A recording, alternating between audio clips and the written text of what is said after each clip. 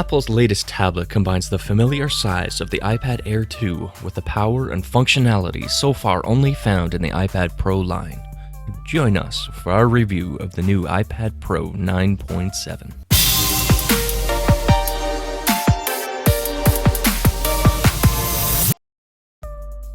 Would you look at that? No, wait.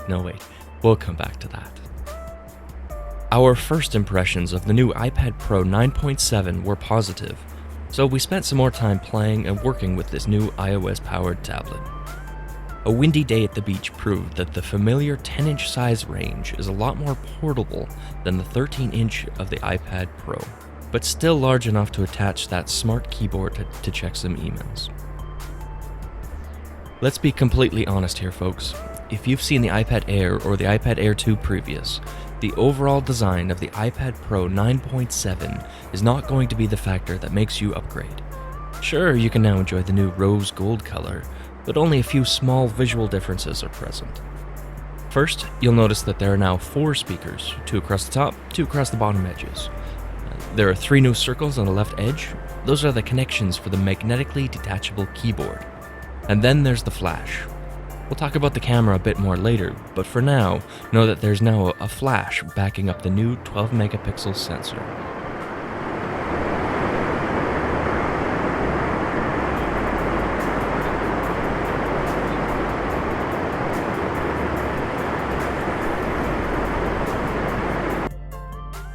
Oh, and did I forget to mention that monstrous camera bump? With no reason to mess with a good thing, the 9.7-inch display provides 2048 by 1536 pixels of resolution. That is not to say it is without improvements. Apple promoted this panel as being about 25% brighter and 40% less reflective. The new True Tone technology includes 4 ambient light sensors to auto-adjust not only brightness, but color temperature to best experience colors regardless of your environment. Night Shift works off of your location and/or a manual schedule to help reduce the blues before bedtime, providing that yellow hue you've seen on many Android devices. All in all, this is a pleasant display to look at, even if the auto brightness settings operate too dramatically for my tastes. I've been able to see and do what's needed to be done in harsh, soft, and no light situations, and the default settings for the True Tone color temperature work fairly seamlessly in most situations. Along with the introduction of the iPhone SE and this iPad Pro 9.7, Apple introduced iOS 9.3. The new version of this mobile OS began rolling out that same day, and an even newer 9.3.1 update rolled out by the time we first turned on our tablet. By all accounts, the main improvements in this iOS 9.3.x versions are the support of the new True Tone display and Night Shift color changes. Thanks to the power of the A9X chipset, the iPad Pro 9.7 really is a fast and fluid device.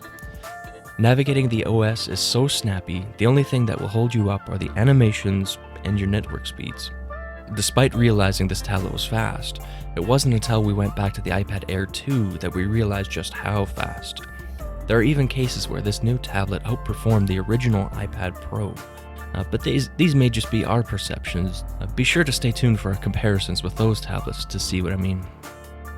Using this tablet by itself, there are no other dedicated OS tools or features, but the inclusion of support for the Smart Keyboard Dock and the Apple Pencil Smart Stylus, which make for a compelling reason to consider this tablet over the iPad Air 2.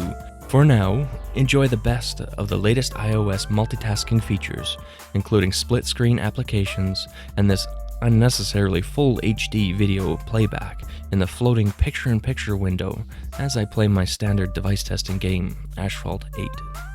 As you can see, load times are fantastic, gameplay is faster than I can really keep up with, and not once do we see a stutter. Best of all, we are finding some fantastic battery life on this tablet.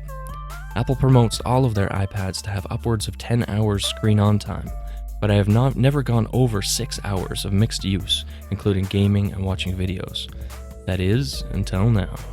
I managed over 9 hours of screen on time, but we'll test more before we share any official numbers. Needless to say, we think Apple has a winner on their hands. There is one more inclusion to the new OS. Matched by a new protruding 12-megapixel camera sensor, look for improved image capture capabilities, including a new live photo capture.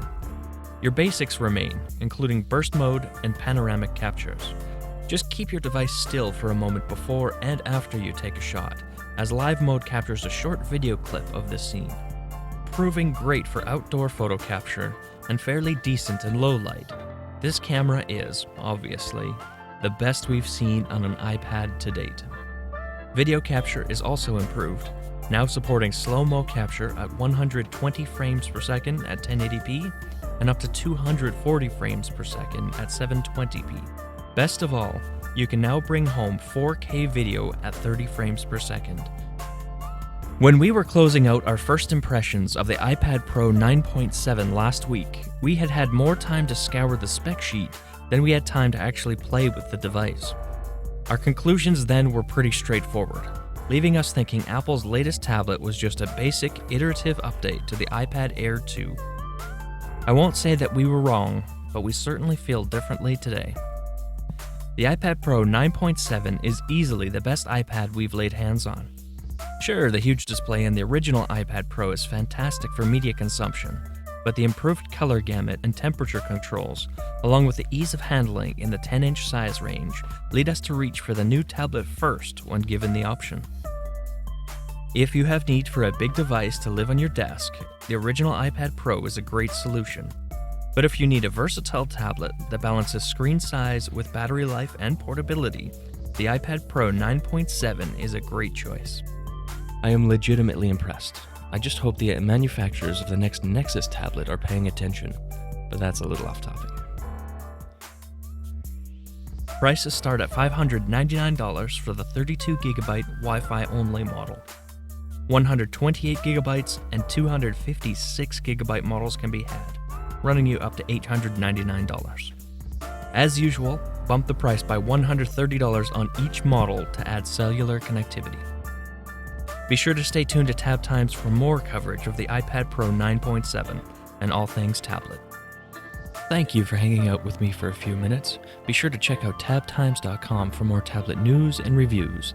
Then head on over to see our great team in action at androidauthority.com. Be sure to give us those thumbs up so that we know you like what we're up to, and hit that subscribe button to see what we have coming next. Take care all, we'll see you next time.